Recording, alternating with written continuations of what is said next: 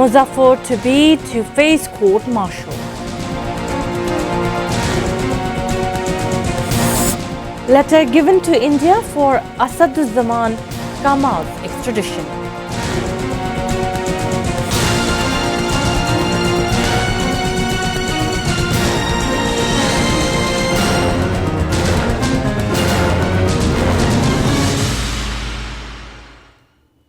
Those were the headlines. Good evening, viewers. I'm Nafisa Nawal with English Bulletin. Prime Minister Tariq Rahman has directed the people concerned to ensure maximum transparency and accountability in selection of beneficiaries of family cards. He gave the directives at a meeting to decide family card expansion plan and implementation strategy at his Tejgaon office on Monday afternoon. Prime Minister directed the people concerned to build an information hub to reach the information of benefits of family cards to the real beneficiaries.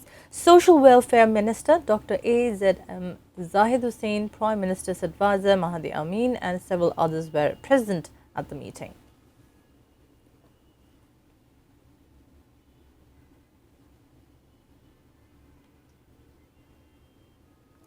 Director General of International Labour Organization Gilbert F. Hombau paid a courtesy call on Prime Minister Tariq Rahman at his office at the Secretariat on Monday. The ILO DG discussed improving labour standard, ensuring safety net for the workers and labour policy reforms with the Prime Minister. He also told the Prime Minister the confidence of international community towards Bangladesh got strengthened after a democratically elected government took charge of the country. The Prime Minister told him government is giving maximum priority to preserve the rights of the workers, ensuring safe working atmosphere for them and implementation of international labour standard.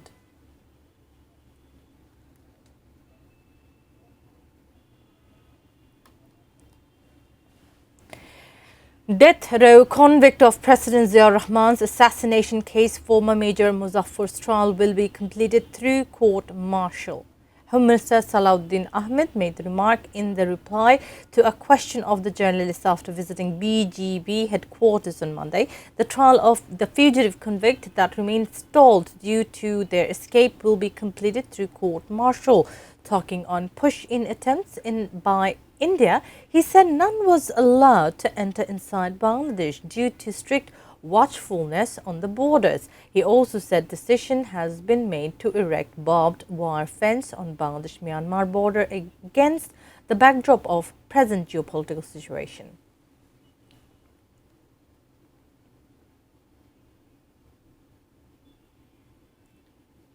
Foreign Minister Shema Obaid said a letter has been given to India recently seeking extradition of fugitive convict former Home Minister Asaduzzaman Khan Kamal, sentenced by International Crimes Tribunal in July crimes against humanity case.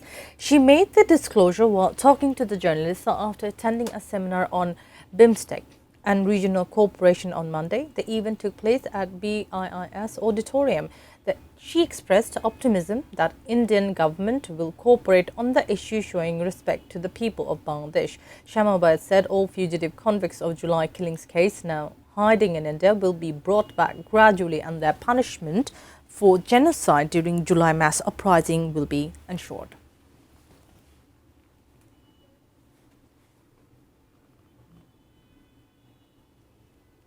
Now a short break. We will be back soon with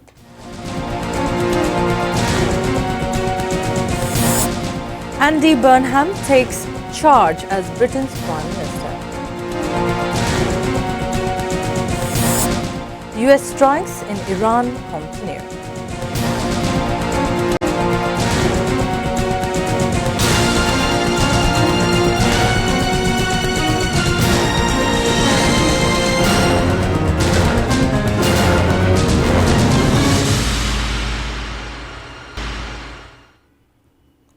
Welcome back. You're watching ATN News English Bulletin.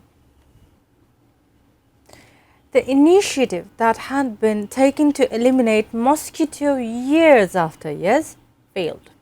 Minister for Local Government Mirza Fakhrul Islam Alamgir made the remark getting virtually connected to an event on Monday where mosquito drive technology was presented in Capital's Institute of Engineers.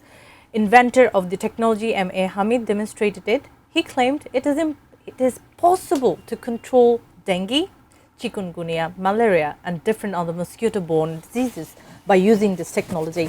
Later in his address, LGRD Minister directed 2 city corporations to use the technology if needed after proper feasibility study.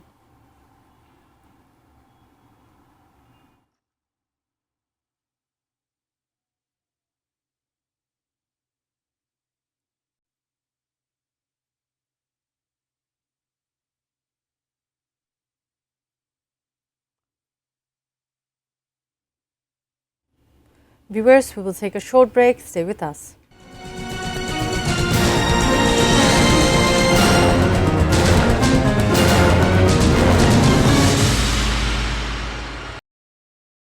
Welcome back. You're watching ATN News English Bulletin now. News around the world.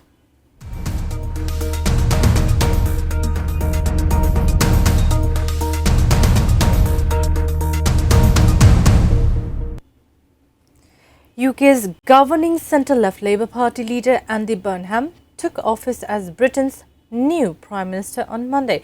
He gave his first speech as Prime Minister at 10 Downing Street after meeting King Charles III at Buckingham Palace. In his address, Prime Minister Burnham told jubilant supporters Britain need to show the world that it can regain its stability once again. And that is the main challenge, to make politics work, to make it work better. The new Prime Minister shook hands and hugged people lining the street. Earlier, Keir Starmer formally resigned as Prime Minister after giving a final speech at Downing Street, where he called it the privilege of his life to serve in this role.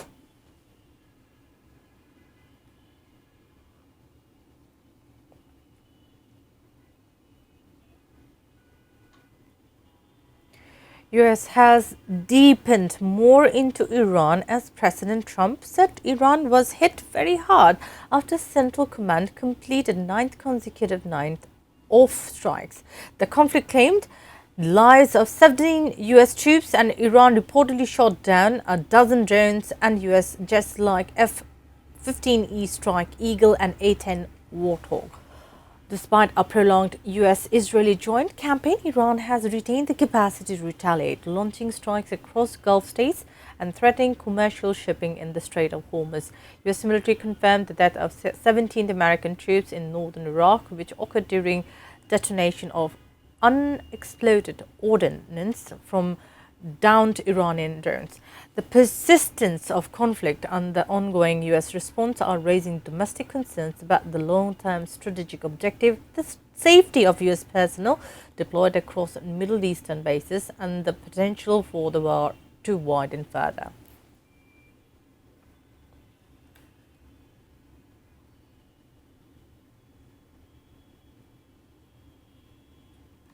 Before ending the bulletin, top stories once again.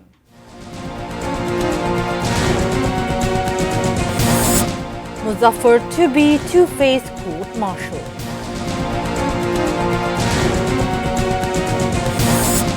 Letter given to India for Asaduzzaman Kamal's extradition. Andy Burnham takes charge as Britain's Prime Minister.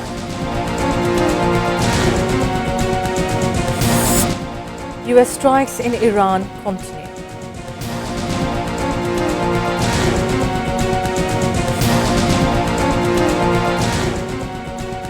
That's all from the newsroom for the moment. Thank you for being with us.